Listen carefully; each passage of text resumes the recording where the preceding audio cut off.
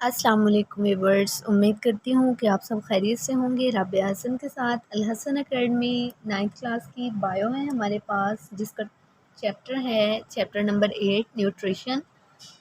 आज हम इसका टॉपिक डिस्कस करेंगे कंपोनेंट्स ऑफ ह्यूमन फूड।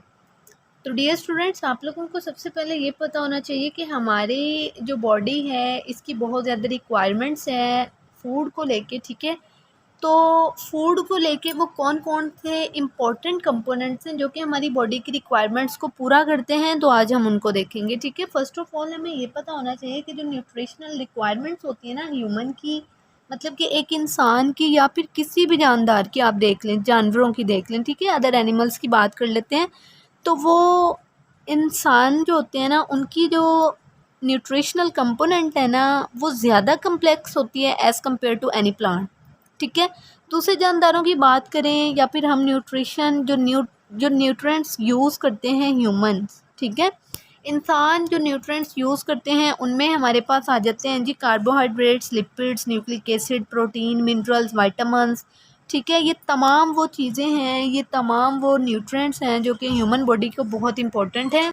तो ये बहुत इंपॉर्टेंट है, ठीक है, ह्यूमन बॉडी की रिक्वायरमेंट्स को पूरा करने के लिए। अगर आप इसके अलावा देखें ना तो हमारे पास जो है न्यूट्रिएंट्स में पानी की भी बहुत ज़्यादा ज़रूरत होती है, वो भी हमारे पास रिक्वायर्ड होता है। इन्हीं न्यूट्रिएंट्स में बात कर लेंगे, ठीक है। तो फर्स्ट ऑफ ऑल यहाँ पे हम वन बाय वन डिस्कस करेंगे कार्बोहाइड्रेट्स को, लिपिड्स को, प्रोटीन्स को, मिनरल्स को, वाइटामिन्स हैं हमारे पास, न्यूक्लिक एसिड्स हैं, एंड देन वाटर जो है। फिर हम जाके इसमें डिस्कस करेंगे बैलेंस डाइट किस तरह से बनती है, कौन कौन सी चीज़ें उसमें रिक्वायर्ड होती हैं, ठीक है। तो देखते हैं जी फर्स्ट ऑफ ऑल हमारे पास क्या चीज़ है, कार्बोहाइड्रेट्स। तो कार्बोहाइड्रेट्स हमारे पास, कार्बो मतलब कार्बन और हाइड्रेट्स मतलब कि हाइड्रोजन और ऑक्सीजन वगैरह। तो कार्बोहाइड्रेट्स जो हैं बेसिकली ये हमारे पास कॉमन सोर्स है एनर्जी का। प्रोटीन और लिपिड्स जो हैं ये हमारे पास एक वाइटल बिल्डिंग कंपोनेंट्स है हमारी बॉडी के लिए, ठीक है, लेकिन ये भी एनर्जी के तौर पे यूज़ होते हैं।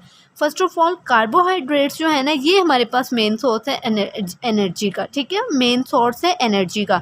लेकिन अगर प्रोटीन और लिपिड्स की बात करें ना तो ये भी इंपॉर्टेंट हैं, ये भी एनर्जी के तौर पे यूज़ होते हैं, लेकिन ये ज़्यादातर हमारी बॉडी के अंदर वाइटल बिल्डिंग कंपोनेंट्स के तौर पर इस्तेमाल होते हैं, ठीक है। तो यहाँ पर देखते हैं जी हमारे पास कार्बोहाइड्रेट्स क्या होते हैं। वही पहली बात कि बेसिक सोर्स जो है एनर्जी का तमाम जानदारों के अंदर वो कार्बोहाइड्रेट्स है। अबाउट अगर हम देखें ना हमारे पास 1/2 to 2/3 of the total calories, ठीक है। हर जानदार जो है, हर एनिमल वो कंज्यूम करता है कार्बोहाइड्रेट की 2/3 अमाउंट को डेली रूटीन पे, ठीक है। ग्लूकोज जो है ये हमारे पास ज़्यादातर इस्तेमाल होने वाला कार्बोहाइड्रेट है एनर्जी के लिए। अगर आप दूसरे यूज़फुल कार्बोहाइड्रेट्स की बात करें तो उनमें हमारे पास माल्टोज, लैक्टोज, सुक्रोज और स्टार्च वगैरह आ जाते हैं, ठीक है। अगर हम यहाँ पे बात करते हैं ना जो है हमारे पास इम्पोर्टेंट एनर्जी के तौर पे, तो कार्बोहाइड्रेट की अगर हम अमाउंट देखें तो कार्बोहाइड्रेट की अमाउंट जो है ना पर ग्राम जो है हमारे पास कार्बोहाइड्रेट का वो 4 किलो कैलोरीज जो है कंटेन करता है। मतलब कि 1 ग्राम जो है कार्बोहाइड्रेट्स का उसमें 4 किलो कैलोरीज जो हैं वो कार्बोहाइड्रेट्स होते हैं हमारे पास, वो कंटेन करते हैं, ठीक है। ह्यूमन जो है ज़्यादातर हमारे पास वो कार्बोहाइड्रेट्स लेते हैं। डिफरेंट जो है हमारे पास फूड प्रोडक्ट हैं जिनमें आ जाते हैं जी bread, pasta, bean, potatoes, bran, rice और सीरियल्स वगैरह, ठीक है। तो ये था हमारे पास कार्बोहाइड्रेट्स। अब हम देख लेते हैं जी हमारे पास है लिपिड्स।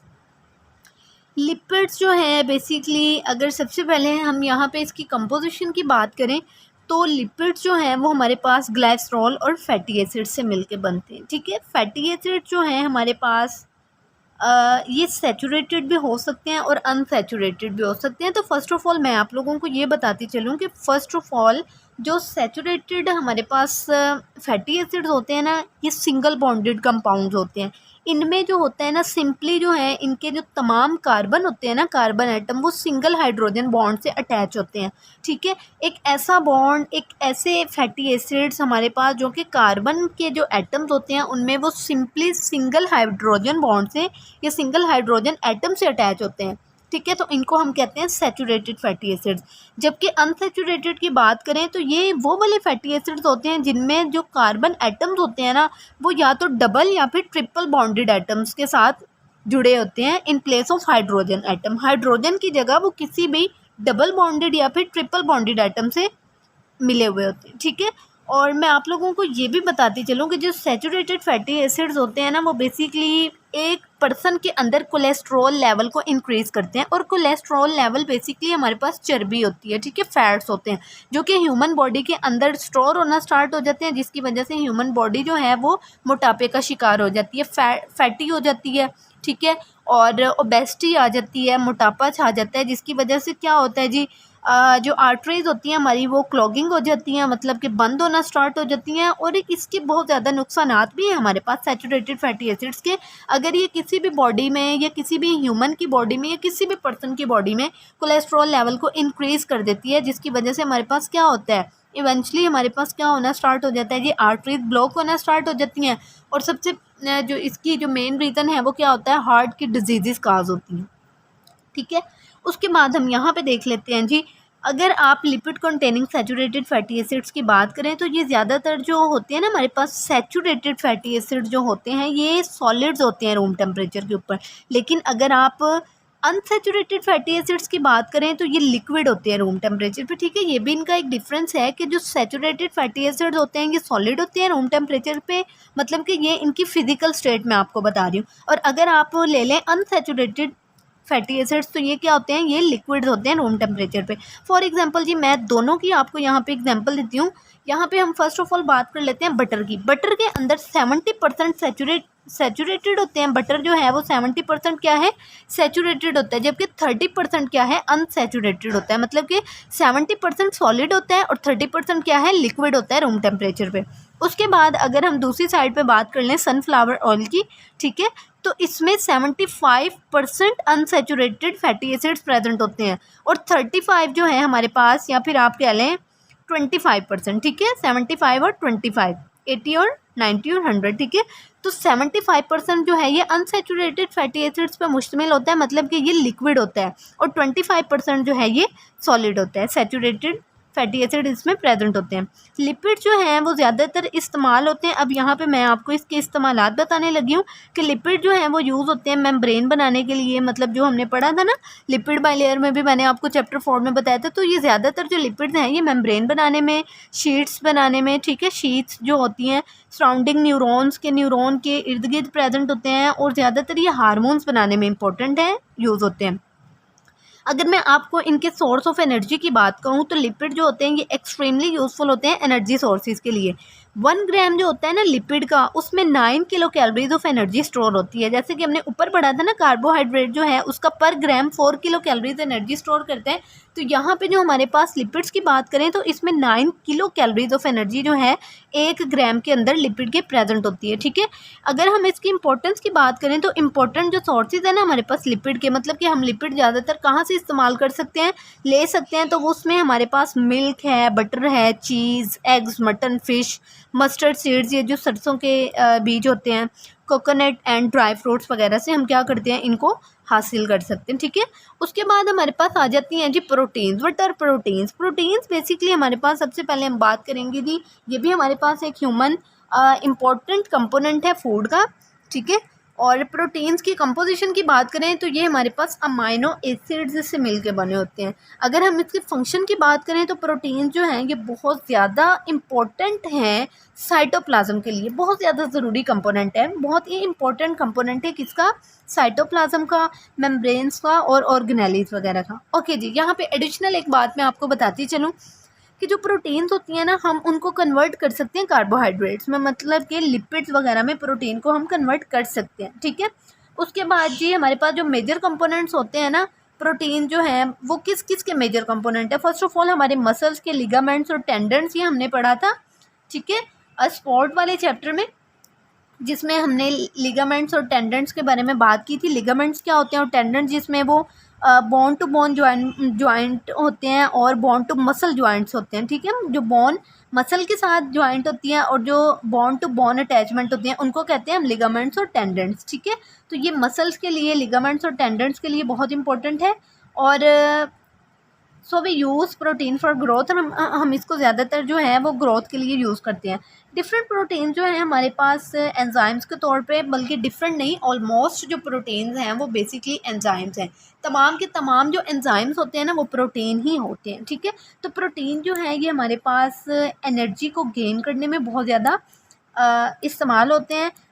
अब यहाँ पे देखें जी, जैसे हमने पढ़ा कि कार्बोहाइड्रेट का जो 1 ग्राम होता है उसमें 4 किलो कैलोरीज होती हैं एनर्जी पर ग्राम के ऊपर, और लिपिड्स में हमने देखा कि ये 9 किलो कैलोरीज ऑफ एनर्जी होती है 1 ग्राम के पीछे। अब हम प्रोटीन की बात करते हैं तो 1 gram of protein contain 4 kilo calories of energy, मतलब कि यहाँ पे भी same as like that carbohydrates की तरह है 4 किलो कैलोरीज पर ग्राम, ठीक है। तो ये आप लोग MCQs के तौर पे याद रखेंगे कि 1 ग्राम जो है या पर ग्राम के ऊपर कितनी जो है कार्बोहाइड्रेट की एनर्जी होती है 4 किलो कैलोरीज, लिपिड्स की होती है 9 किलो कैलोरीज, और प्रोटीन की भी सेम लाइक दैट कार्बोहाइड्रेट्स कितनी होती है 4 किलो कैलोरीज ऑफ एनर्जी।